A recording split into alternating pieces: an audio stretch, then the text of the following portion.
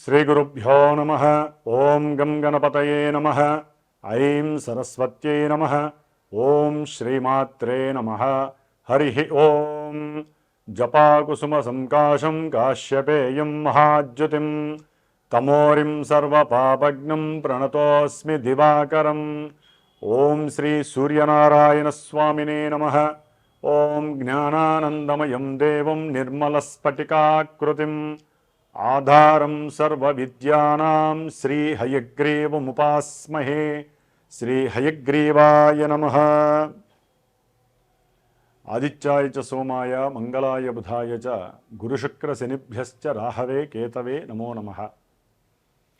వీక్షిస్తున్నటువంటి ప్రేక్షకులందరికీ కూడా సూర్యాది నవగ్రహాల యొక్క అనుగ్రహము కలిగి అందరికీ కూడా ఆయురారోగ్య అష్ట ఐశ్వర్యములు కలగాలని అనుకున్నటువంటి మన ప్రాప్తి అంటే మనస్సంకల్ప ప్రాప్తి లభించాలని కోరుకుంటూ మరి ఈ నవంబర్ మాసంలో నవంబర్ 16వ తేదీన సూర్య భగవానుడు గ్రహాలకి అధిపతి, సమస్త జీవులకి కూడా ఆరోగ్యాన్ని జీవాన్ని ఇచ్చేటటువంటి ఆ సూర్యుని యొక్క సంక్రమణం ఈ నెల నవంబర్ 16వ తేదీన నీచస్థితి రాశి అయినటువంటి తులారాశి నుంచి మిత్రరాశి అయినటువంటి ద్వాదశ రాశుల్లో అష్టమ రాశి అయినటువంటి కుజక్షేత్రములో అనగా వృశ్చిక రాశిలో రవి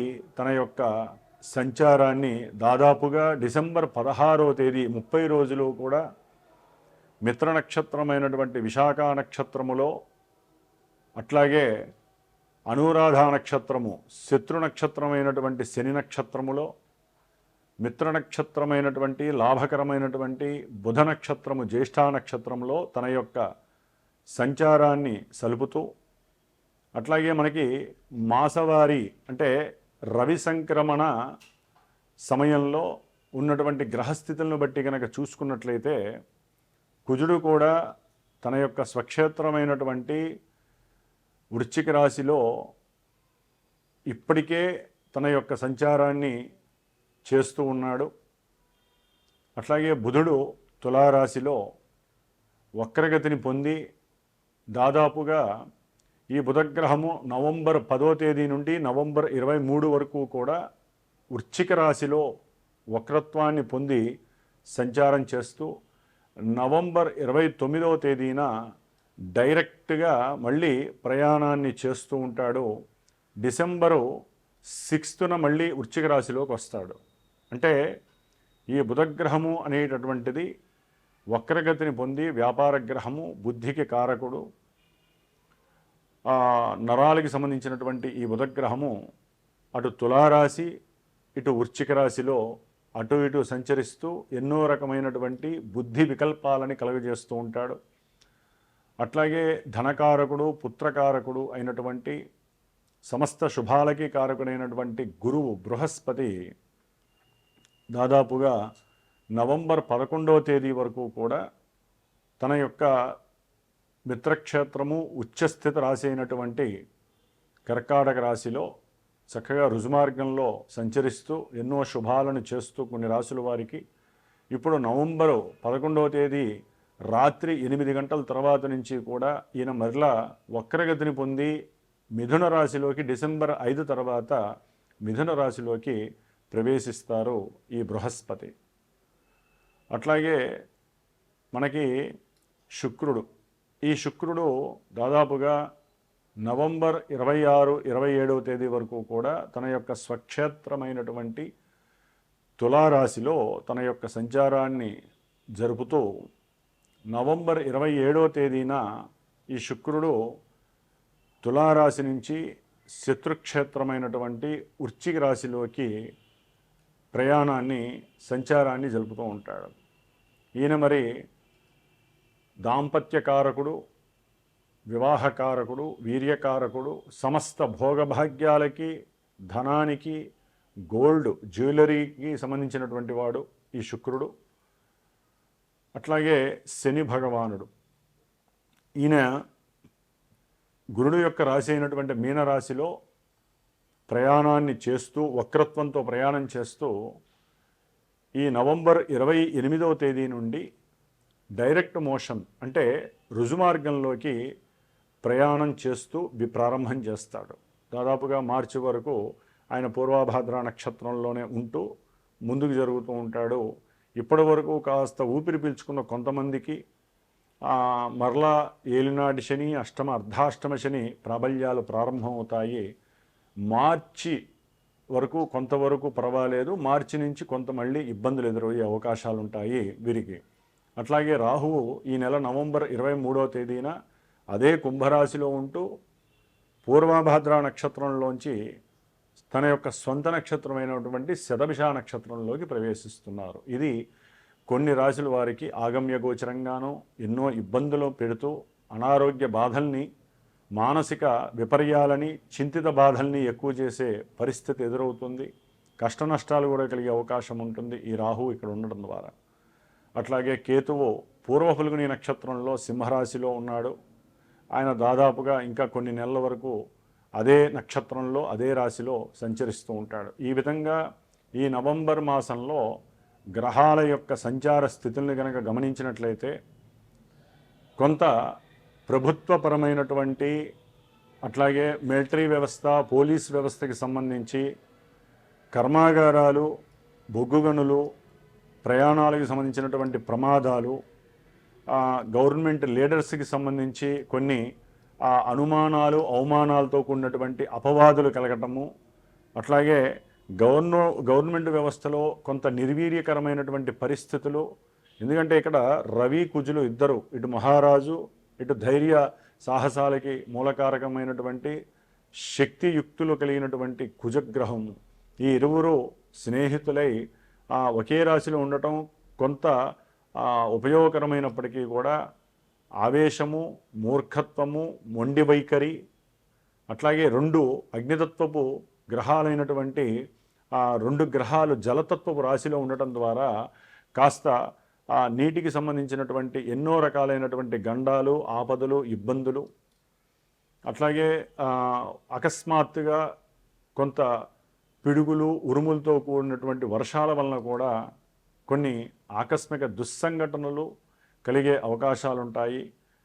ప్రభుత్వ పరంగా, పోలీసుల పరంగా, మిలిటరీలో కొంత దాచి ఉండాల్సినటువంటి కొన్ని విషయాలని బహిర్గతం చేసేటటువంటి ఇబ్బందులు కలగటము, వీటి వలన కూడా వ్యవస్థల్లో, గవర్నమెంట్కి సంబంధించిన కొన్ని వ్యవస్థల్లో ఇబ్బందులు కలగటము, రవి బుధ కుజులు కలవటం ద్వారా కూడా కొంత చర్మ సంబంధిత రోగాలు, అట్లాగే అనారోగ్య ప్రమాదాలు, అనారోగ్య సమస్యలు, కొన్ని సమస్యాత్మకమైనటువంటి పరిస్థితులు, ఆరోగ్యపరంగా కొంత డల్నెస్ కలగటము, ఇవన్నీ కూడా ఈ అష్టమ రాశి అనేటటువంటిది మృత్యురాశి కాబట్టి ఆ స్థానంలో ఆరోగ్యకారకుడైనటువంటి సంతానానికి, లలిత కళలకి, అట్లాగే గవర్నమెంట్ వ్యవస్థలకి సంబంధించినటువంటి అధికారులకి సంబంధించి, అట్లాగే అధికారులందరికీ అధికారాన్ని చేజిక్కించుకున్నటువంటి లీడర్స్కి, అంటే పెద్ద పెద్ద వాళ్ళు, అది ఎమ్మెల్యేలు కావచ్చు, ఎంపీలు కావచ్చు,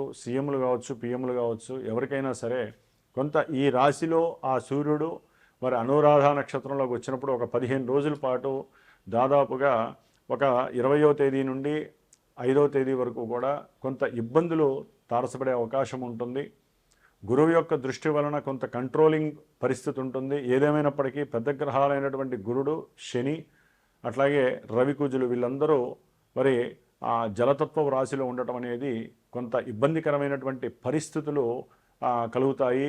గవర్నమెంట్లో ఒక రాష్ట్రానికి సంబంధించిన గవర్నమెంటు, ఇంకొక రాష్ట్రానికి సంబంధించినటువంటి గవర్నమెంట్కి సంబంధించి జల విద్యుత్తుకి సంబంధించినటువంటి నీటికి సంబంధించినటువంటి వ్యవహారాలలో కొన్ని ఇబ్బందులు సెంటర్కి తలకాయ నొప్పిగా మారే అవకాశం ఉంటుంది. ముఖ్యంగా ఈ రవిగ్రహ మార్పు అనేటటువంటిది ద్వాదశ రాశుల వారికి ఏ విధంగా ఉంటుంది, అట్లాగే కొన్ని రాశుల వారికి రాహుగ్రహ ప్రభావము, ఏలినాడి శని ప్రభావము, ఆరోగ్యకారకమైనటువంటి రవిగ్రహ ప్రభావము, ప్రమాదాలని సూచించి ప్రమాదాలని చేసేటటువంటి కుజగ్రహ ప్రభావము, ఈ విధంగా ఈ గ్రహాల యొక్క దోష పరిహారార్థమై మరి ఈ యొక్క మా యొక్క శ్రీమాత జ్యోతిషాలయ పీఠంలో ఈ నెల కార్తీక మాసంలో 12వ తేదీ 13వ తేదీ కాశీ క్షేత్రంలో గంగానదీ తీరంలో కూర్చొని శతలింగార్చన 108 మృత్తిక అంటే పుట్టమన్నతో చేసినటువంటి మృత్తికా లింగాలకి శతలింగార్చన కార్యక్రమము చేసి పంచముఖి రుద్రాక్షకి కూడా అక్కడ అభిషేకం చేసి ఎవరైతే వారి యొక్క శని దోషాలు పోయి ధనప్రాప్తి కోసము అట్లాగే కొన్ని గండాలని ఇబ్బందుల్ని తొలగించుకోవటానికి పరమేశ్వరుడు యొక్క అనుగ్రహం కాశీ విశ్వేశ్వరుడు యొక్క అనుగ్రహము పొందటానికి ఎవరైతే మనస్ఫూర్తిగా సంకల్పిస్తారో వారు మా పీఠానికి ఫోన్ కానీ వాట్సాప్ మెసేజ్ కానీ చేసి వారి యొక్క గోత్రనామాదులతో తగినటువంటి దక్షిణని చెల్లించి చక్కగా మీరు కూడా ఆ యొక్క ఈశ్వరారాధనలో పార్టిసిపేట్ చేసే అదృష్టాన్ని తీసుకొని ఆ ప్రసాదాన్ని పొంది ఆరోగ్యము ఐశ్వర్యము ఇవి పొందేటటువంటి పరిస్థితిని తీసుకోగలుగుతారని, అట్లాగే ఈ ద్వాదశ రాశుల వారికి ఈ నవంబర్ 16 నుంచి డిసెంబర్ 16 వరకు ఏ రాశుల వారికి ఈ గ్రహాల యొక్క మార్పులు స్థితిగతులు ఏ విధమైనటువంటి పరిస్థితులను కలుగజేస్తాయో తెలుసుకుందాం. మిథున రాశి వారికి ఈ నవంబర్ మాసము 16వ తేదీ నుండి డిసెంబర్ 16వ తేదీ వరకు కూడా సూర్యగ్రహము ఆరోగ్యకారకుడు, ప్రభుత్వ ఉద్యోగాలకి సంబంధించినటువంటి కారకుడు, ఉద్యోగాదులు చేసేటటువంటి వారు, ఉద్యోగాలకి ప్రయత్నం చేసేటటువంటి వారు, విద్యని అభ్యసించేవారు, వైద్యానికి సంబంధించి ఉద్యోగాదులు చేసేవాళ్ళు, అట్లాగే కుజగ్రహము ఈయన తన యొక్క స్వక్షేత్రంలో ఉండటం 6వ స్థానం. ఈ రవికుజులు ఇద్దరూ 6లో ఉండటం అనేటటువంటిది చాలా చాలా మంచి ఎఫెక్షన్స్ కలుగుతాయి వీళ్ళకి. అంటే ముఖ్యంగా వైద్యశాస్త్రంలో ఒక మంచి కొత్త న్యూ వర్షన్స్ ప్రారంభమవుతాయి.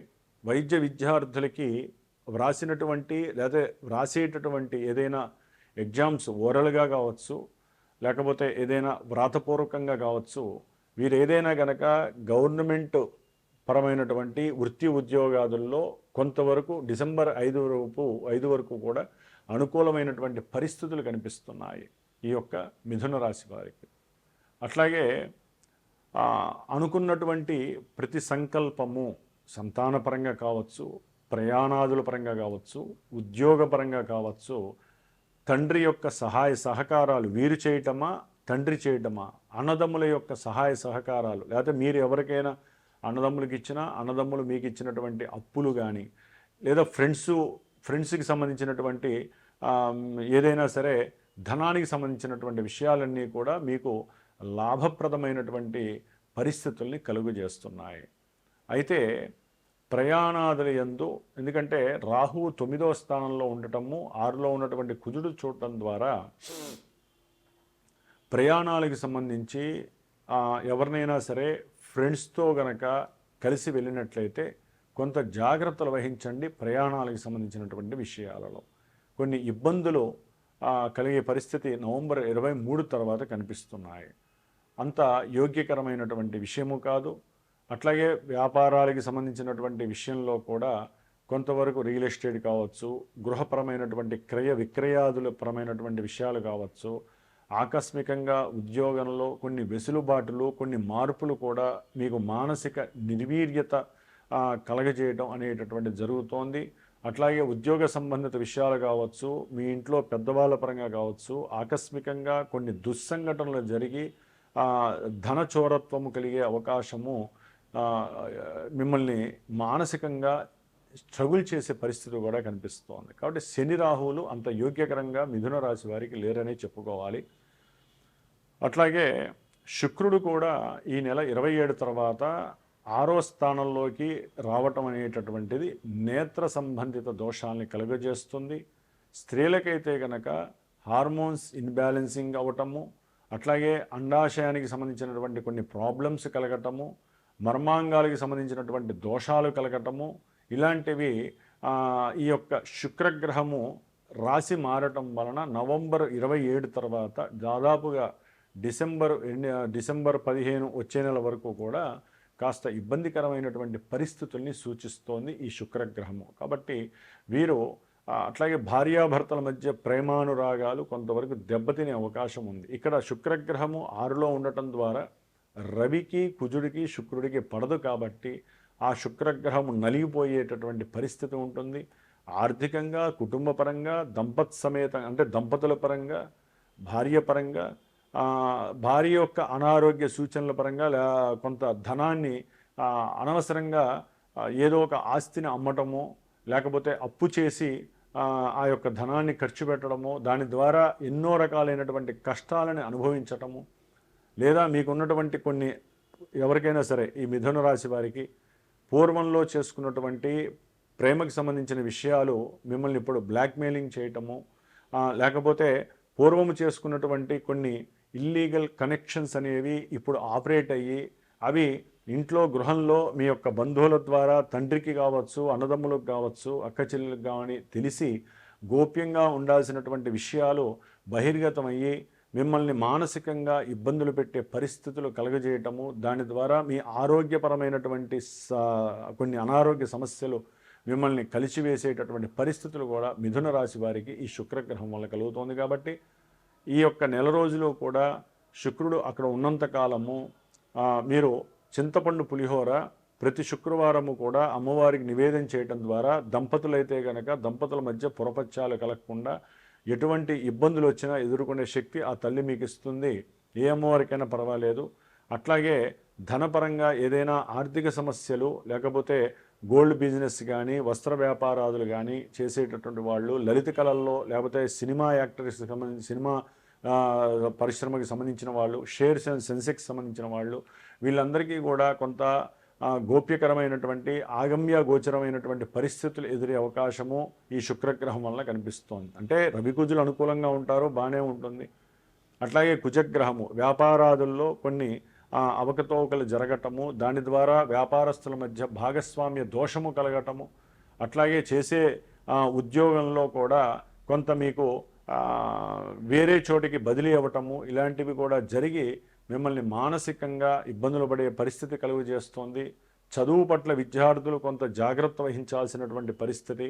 ఎందుకంటే మీరు రాసే ఎగ్జామ్స్లో చాలా వరకు మీకు అనుకూలంగానే ఉంటుంది. కాకపోతే శని యొక్క దృష్టి నెలాఖరు నుంచి మీ యొక్క విద్యాస్థానం మీద పడేసరికి అటు రియల్ ఎస్టేట్ వ్యాపారస్తులు కావచ్చు, మధ్యలో ఏజెన్సీ బ్రోకరేజం వ్యాపారస్తులకు కావచ్చు, చదువుకునే విద్యార్థులకు కావచ్చు, మళ్ళీ రిడక్షన్ స్టేజ్ అంటే చాలా వరకు వారు అనుకున్నటువంటి సంకల్ప ప్రయత్నాలలో ఈ శనిగ్రహం పెద్ద గ్రహం కాబట్టి ఆయన వలన కొంత మీరు నిర్లిప్తత కలగచ్చు, భార్యాభర్తల మధ్య లేనిపోని వైషమ్యాలు కలగచ్చు, అటు శుక్రుడి వలన కావచ్చు, శని యొక్క దృష్టి వలన కావచ్చు, ఆర్థికంగా కూడా కొంత ధన నష్టము కనిపిస్తోంది.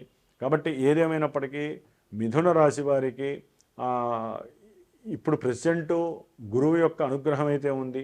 డిసెంబర్ 5 తర్వాత మాత్రము కొంత అనారోగ్య లోపాలు కనిపిస్తున్నాయి. మీరు శుక్రగ్రహానికి సంబంధించి అట్లాగే రాహుగ్రహానికి సంబంధించినటువంటి దోష పరిహారార్థమై కొంత మీరు ఇంట్లో అయినా సరే లేదా దుర్గాదేవి దేవాలయంలోనైనా సరే శుక్రగ్రహము రాహుకాల సమయంలో కాస్త దీపారాధనలు చేయటము, ఆవునేతితో అమ్మవారికి పూజ చేయించటము చేసుకోండి. ఎవరికైనా ముత్తైదువులకి కాస్త తెల్లపూలు ఇచ్చి అట్లాగే వారి కాళ్ళకి పసుపు రాసి వారి యొక్క ఆశీర్వచనం, మంగళ స్త్రీలకి ఆశీర్వచనం తీసుకోండి. వివాహ వ్యవస్థలో కూడా చాలా వరకు చాలా మంచి జరుగుతుంది. ఏదేమైనప్పటికీ అమ్మవారి అనుగ్రహాన్ని మాత్రమే మీరు పొందుతూ మీకున్నటువంటి దోషాలు, ప్రయాణ దోషాలు కావచ్చు, ఇంట్లో గృహపరమైనటువంటి ఆర్థికపరమైనటువంటి దోషాలు కావచ్చు, స్త్రీ దోషాలు కావచ్చు, మీకు అంటకుండా ఆ అమ్మవారు మిమ్మల్ని ఎల్లవేళలా కాపాడుకోవటానికి మీ వంతుగా మీరు స్వయం కృషితో ఆ యొక్క పూజా ధర్మాదుల్ని నిర్వర్తించుకుంటూ అట్లాగే మూడులో ఉన్నటువంటి కుజుడు కూడా మీకు సహకరిస్తున్నాడు. ఏదేమైనప్పటికీ గురుగ్రహము అట్లాగే కాస్త కేతుగ్రహము, రవి కుజ గ్రహాలు ఈ యొక్క నెలలో మీకు కాస్త అనుకూలమైనటువంటి ఫలితాలని ఇస్తున్నాయని భావించవచ్చు. ఓం నమో నారాయణాయ.